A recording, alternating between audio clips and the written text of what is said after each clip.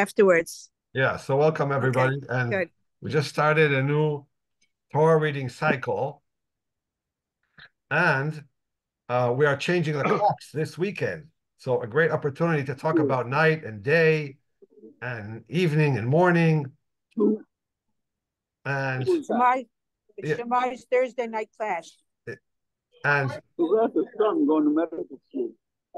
Oh, one of the ladies there. Oh, She had a son who was in Israel last year at in the Shalavim. Shalavim. so let's start with the question: is when does the Jewish day begin?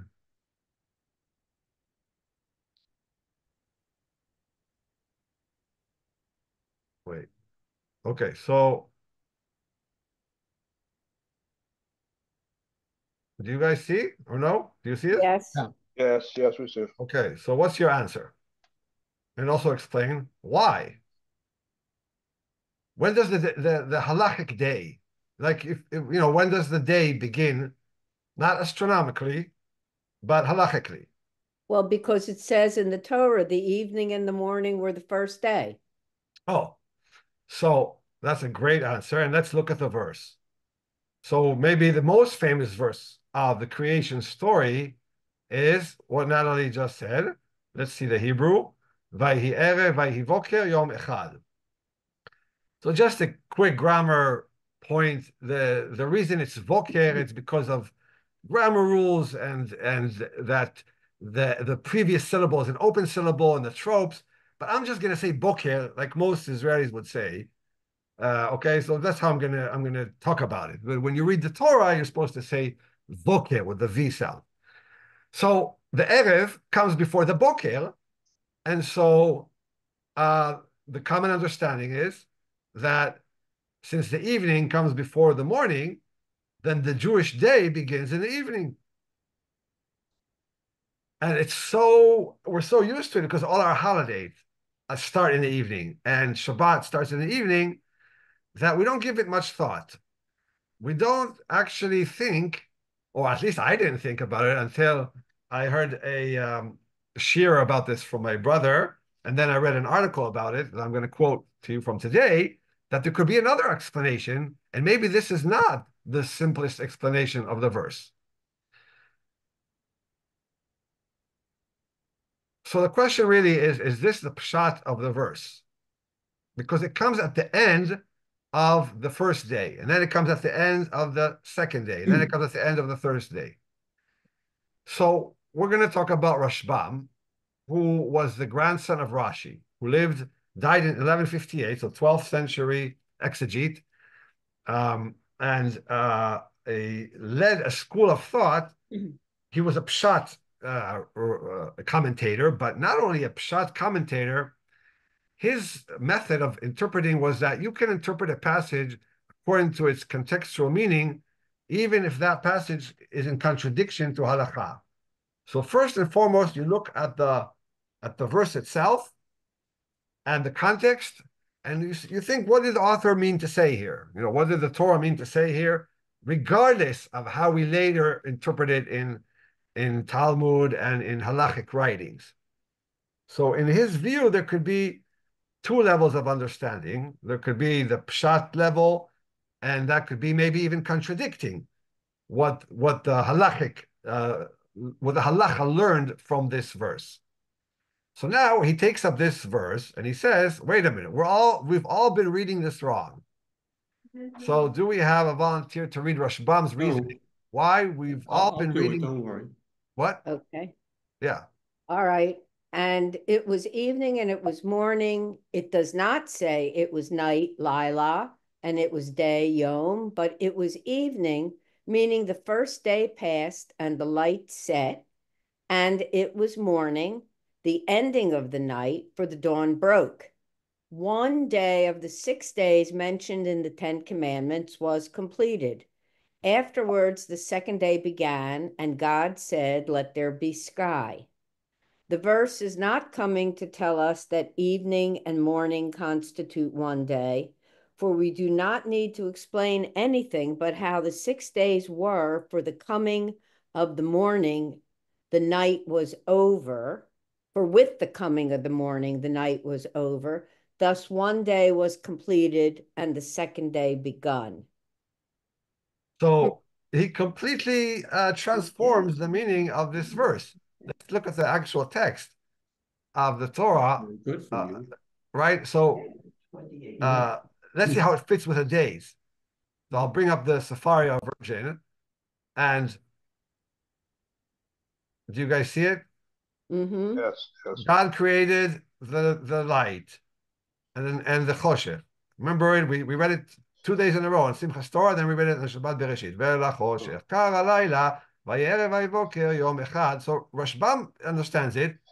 So the night came. So God finished creating whatever he created on that day.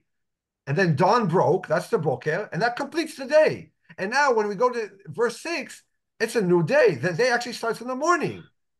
And now a second day, God creates the rakia, the separating the water, expanse. Usually we say sky. I don't know why they translated expanse. I'm sure there are other translations.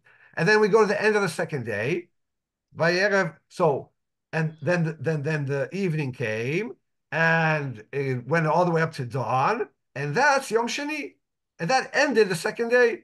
Okay, Shammai, then let me understand in terms of our English or Western understanding, so that by this, if it were 2 a.m., it would still be the same day because Correct. dawn hasn't broken. Right. Okay, now Right. So, yeah. So he's saying Boker marks the end of the second day when dawn breaks. And now starts the third day. And you go to verse 9. That's when the vegetation is created. So that's how he reads the Vayhi Erev, Vayhi Voker. Not that the day starts in the evening. And it makes a lot of sense because it comes at the end of what was created on that day. Let's go back to the first day, day one. So day one, God creates light, and he differentiates light and darkness, and he names day, and he names the night. And now you want to summarize it. So you say, and then the night fell, and the dawn broke, and that ended the day, Yom Echad. So it fits beautifully with the pshat, with the whole context of how each day is delineated in this account of creation. So So instead of from evening to evening, it's from morning to morning. right, yeah, right, Okay. exactly. So what a novel interpretation. And let's go back to the PowerPoint. And so one second. Oh, wait, no.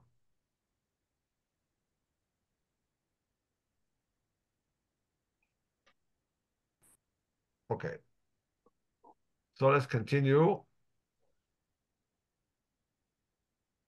So to repeat or to summarize, God begins creating in the morning, then comes the evening and the night, and then when dawn, boker, breaks, that ends the day.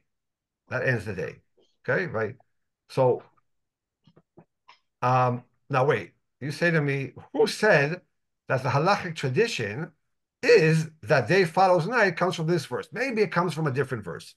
Maybe, maybe Rashbam is right, and that's how we should learn that verse. And this whole idea that the dates, the day in Judaism, the holidays, a special day, etc., the yahrtzeit, maybe comes from a different verse. So the answer is no. It actually comes from this verse in the Talmud Barachot 26a. Let's just briefly view it and see that the rabbis actually did learn from this verse that the day starts in the evening.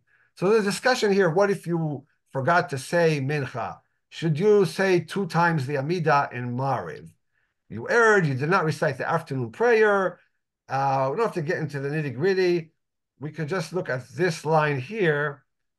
If you say that one who erred did not pray in the evening prayer, prays in the morning, that is because perhaps that is because the evening and the morning are both part of one day, as it is written, and there was evening and there was morning one day. Vayerev vayivoker yom echad.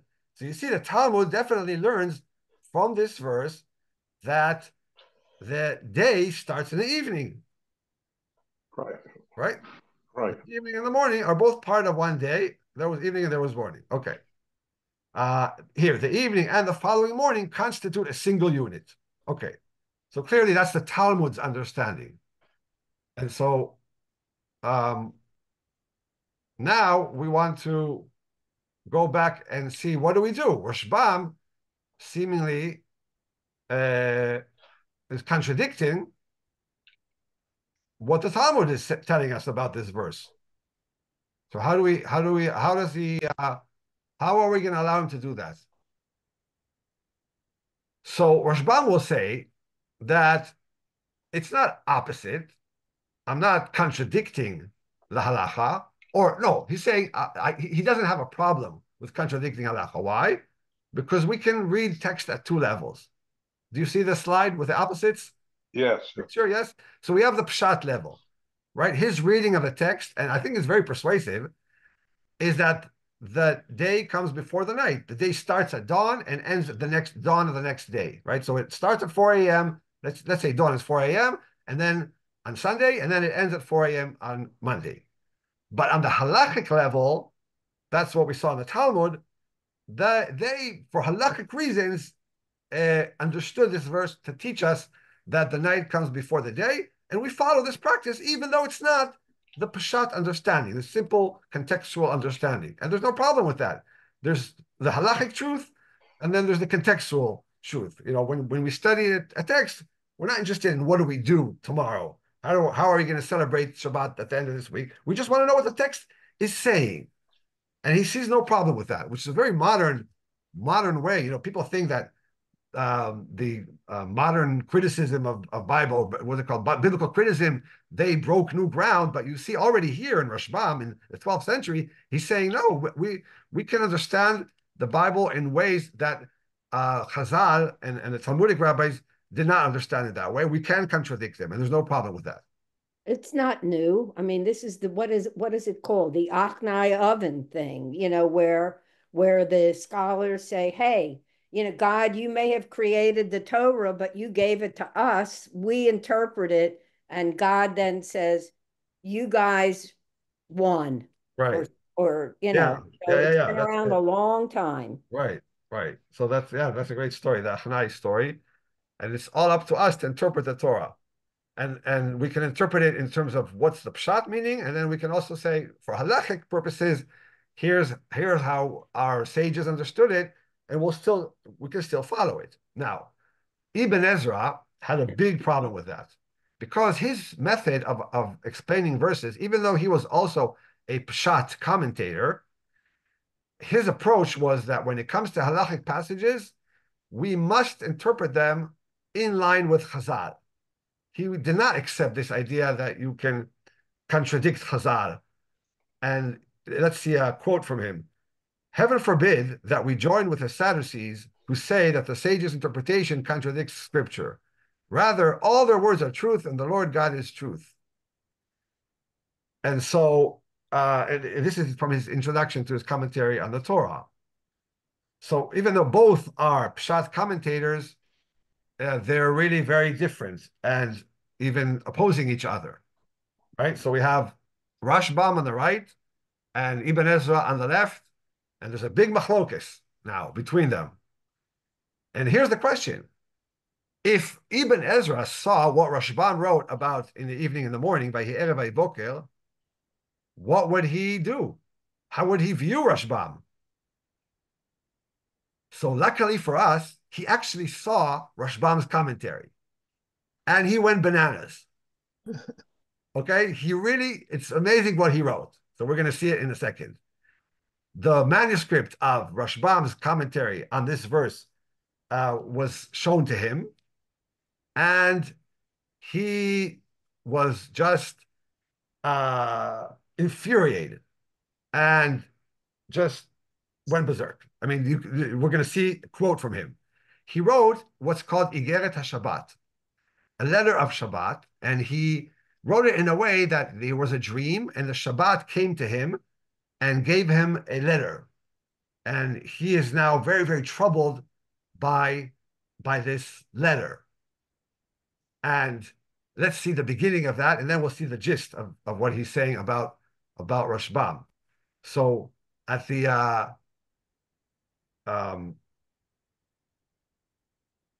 opening of his Igeret HaShabbat, he says it's very creative, I should say. It was the year 9, the middle of the night, and Abraham the Sephardi, called Ibn Ezra, was in England, on the edge of the earth. Da, da, da. I was sleeping in my slumber. I saw in a dream someone standing opposite to me. He looked like a man, and in his hand was a sealed letter. And he said to me, "Take this letter, which the Shabbat has sent you." And I knelt and bowed to God, who honored me with his honor. I took the letter with both hands, and um, then uh, then he goes into a song, because he was also a poet. So here is "I am the Shabbat." He writes in a poem, poetry way. And now let's go back to what his main complaint is. Why did he get this special letter, this Igeret, from Shabbat? Why is Shabbat so troubled to send him this letter? And the answer is because he cannot stand what Rashbam wrote about the Vayhi Erev and Vayhi Boker. It's just heresy to think that it's the evening, that the day starts in the morning. Because what would that tell us? That would tell us. I see you going. Yeah. Did you close the blinds? Yeah. Okay. So, See. Right? Because let's take Rashbam's commentary to its logical conclusion regarding Shabbat. If each day started in the morning at 4 a.m., 5 a.m., then Shabbat also should start at 5 a.m. So we can, go out and about on Friday night and have a great Friday night dinner and movie and drive around town, and it will be a regular weekday. And our Shabbat will start only on. Yeah, but then you'd have to invite people for Shabbat breakfast. Yes, and that's not so easy to make a fancy breakfast.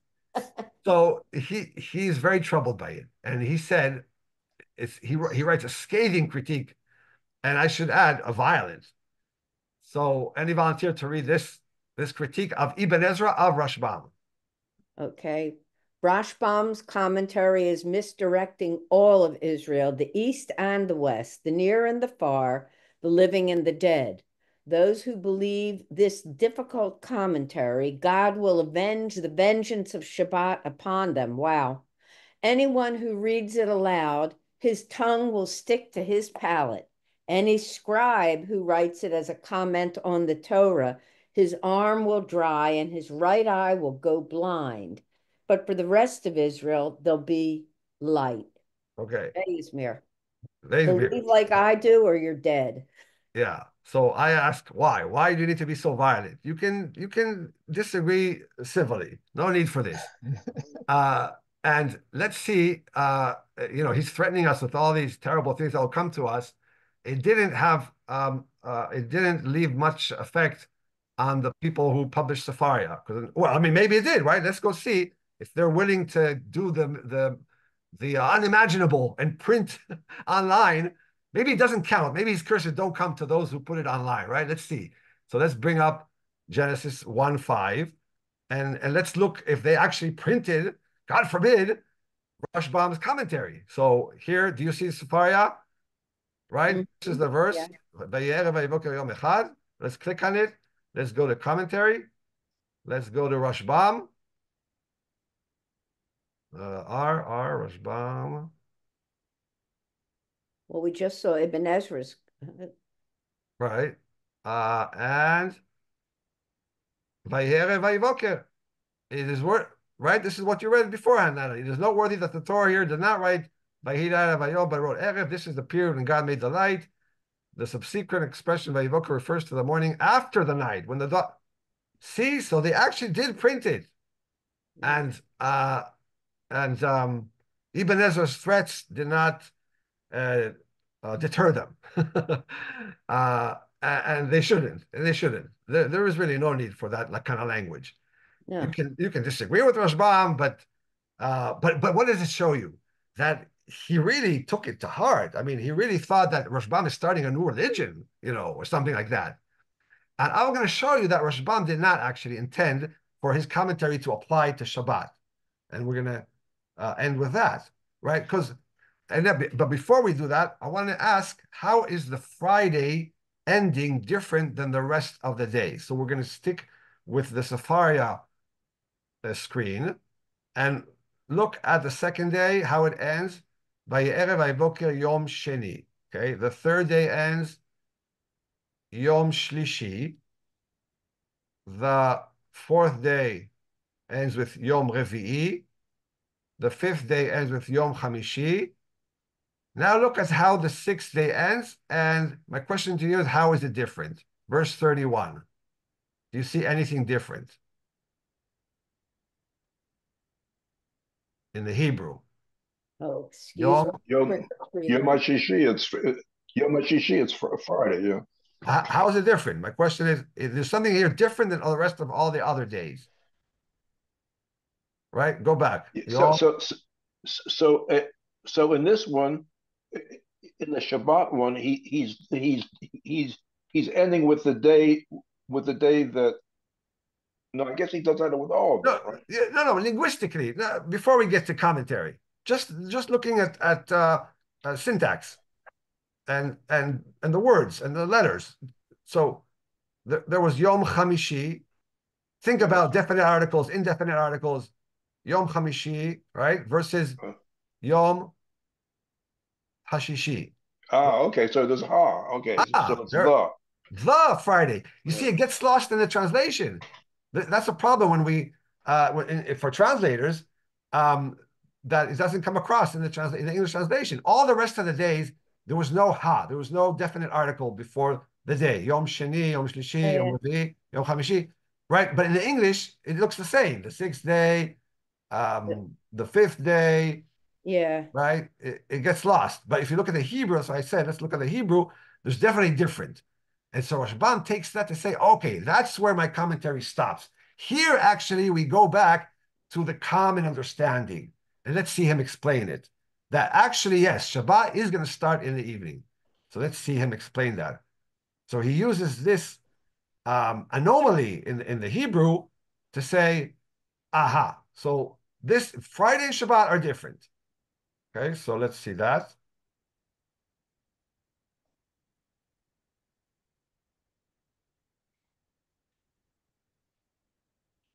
Okay. So it was evening and it was morning the sixth day. The sixth day, Yom HaShishi. This is when the sixth day ended, and then began the restful time of Shabbat on the evening when their work was finished. In other words, the evening of day 6, when we start Shabbat. As it says, Exodus 28, remember the day of Shabbat to keep it holy, for 6th day Adonai made. Therefore, the text refers to the sixth in a way that the other 5 days were not. The sixth day, Yom HaShishi. Why is it ha? Why is it the? Because it's the day which is clear and known among other days, that during it alone, all the acts of creation were finished, that which did not occur on the other days. So here, Rashbam admits that the day ended Friday evening and Shabbat began in the evening. And so here, it's the common understanding of Vayi Erev, Vayi Voker. And he ties it into that, hey, that Yom HaShishi, it's a special, it's a known day. Why is it known? It's different than the other days. Here, in other words, creation took place on up until the evening of the 6th. And then it was, so it was 5.5 days, basically. Creation took place. Where is it being, which day is losing or gaining time because of this? I'm not getting it. I mean, if you have a day that's really a week that's 5.5 day, I try to explain it to me Yeah. again. So, in other words, what he's saying is Friday ended early, Okay. and um, Shabbat is an extra long day. Is that yeah, what he's saying? It's really a day and a half. right, a day and a half. Yeah, Okay. Now, okay. yeah, yeah. Yoy. So that's how he. So in other words, he's saying this to avoid being accused that he's starting some new observance of Shabbat that will start only on Saturday morning. That's why he's doing this, right? So that's what I wrote here. He's worried that he'll be accused that he's heretical, that now everybody is gonna be desecrating the Sabbath on Friday night. So he wants to emphasize that no, I'm not. I'm willing to accept the halachic definition that Shabbat begins Friday evening, and so he takes pains to emphasize that. So the big fear of Ibn Ezra that Rashbam is starting some new religion and he's going to cause massive desecration of Sabbath on Friday nights was unfounded, because so in other words he stopped reading too early. I think Ibn Ezra, and we learned from this two important lessons: that when you become too aggressive and too violent in your writing, you start falsely accusing people. That's lesson number one. And number two is he actually shot himself in the foot, because everybody's now, not everybody, but now we're talking about the Rashbam. Had Ibn Ezra not written that whole Igeret Shabbat, that letter, that very imaginative and creative letter that the Shabbat gave him, appeared in the dream, and used this kind of language, we probably would have just glossed over the Rashbam. I had never heard of this Rashbam, his novel understanding, but now because of Ibn Ezra, because he made a big deal out of it, sometimes it's better to ignore. If you really disagree with somebody, just ignore him. And he fell into the trap of making a big brouhaha about it, and now everybody's talking about it. And now I'm actually persuaded that Rashbam is right in the way he understands the regular Vayhi Erev Vayhi Boker. So if Ibn Ezra was trying to convince me that Rashbam is wrong, he achieved the opposite. I think he just gave him extra publicity, and to me, again, whatever, maybe Rashbam's explanation is not that convincing to you, or maybe to some of you. Right. But to me, it is very convincing that that's the actually original meaning of the words. Just like we talked about, that the evening came, and then the evening lasted until dawn, and that's when the day ended. And so I think that's two important lessons we can learn from this story. Very interesting. Thank you. Shammai, can I say that my heart is with Rashbam, but my head is with Ibn Ezra? And I'll tell you what I'm thinking about. What I'm thinking about, we can, I think, relate to this year when we had 2 days of Yom Tov